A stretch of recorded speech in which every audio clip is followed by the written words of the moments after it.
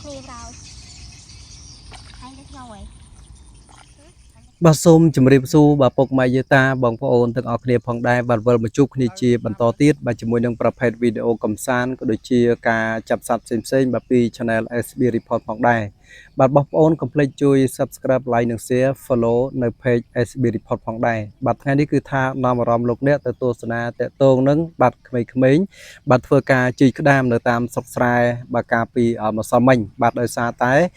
ប្រហែលថ្ងៃមុននេះនៅខេត្តបាត់ដំបងគឺមានបាទភ្លៀងធ្លាក់មួយមេពីរមេយ៉ាងធំអញ្ចឹងទៅបាទធ្វើឲ្យក្មេងៗបាទគាត់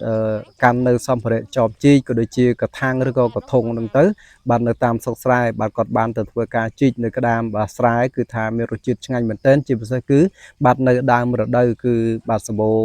ក្តាមអញ្ចឹងទៅគឺមានរសជាតិឆ្ងាញ់តែម្ដងបាទក្តាមពងក្តាមកូនហ្នឹងគឺថាបាទឆ្ងាញ់តែម្ដងបងប្អូនណាបាទ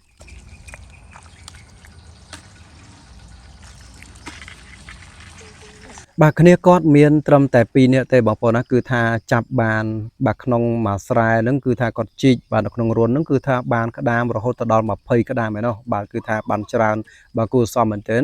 បាទក្តាមហ្នឹងគឺថាយើងអាចយកទៅធ្វើបាទម្ហូបផ្សេងបាទច្នៃប្រឌិតទៅជាម្ហូបផ្សេងសម្រាប់បរិភោគផងដែរមិនថាហូបជាមួយបាយបាទឬក៏មិនថាហូបលេងទេគឺថាយើងអាចច្នៃធ្វើជាម្ហូបបានបាទគឺក្តាមស្រែនេះគឺមានរសជាតិឆ្ងាញ់បងប្អូនណាបាទបាទសម្រាប់បងប្អូនខ្លះដែលគាត់ទៅរស់នៅក្រៅប្រទេសឬក៏ទៅនៅទីក្រុងផ្សេងនៅខេត្តផ្សេងណាបាទនៅពេលដែលគាត់ធ្លាប់មានអនុស្សាវរីយ៍គាត់នៅក្មេងៗគាត់ធ្វើការចាប់ក្តាមនៅពេលដែលមានមេឃភ្លៀងចាប់កង្កែបអីចឹងទៅនៅពេលដែលគាត់បានទស្សនាវីដេអូនេះបាទគាត់នឹកឃើញអនុស្សាវរីយ៍គាត់នៅក្មេងៗគាត់នៅស្រុកស្រែចម្ការបាទគាត់តែងតែធ្វើការចាប់នៅបាសាផ្សេងនៅតាមស្រុកស្រែចម្ការបាទបាទដូចដែលបងប្អូនបានជ្រាបរួចមកហើយគឺថានៅដើមរដូវបាទនៅដើម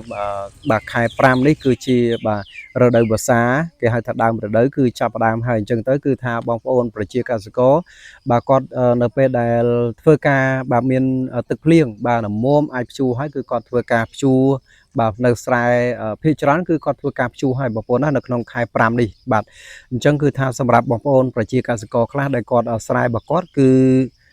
បាទលក្ខណៈថាស្រែទំនាបណាបងប្អូនណាបាទស្រែទំនាបអញ្ចឹងគឺថាគាត់ចាប់ផ្ដើមធ្វើការព្រុះស្រូវបាទជាបណ្ដាហើយ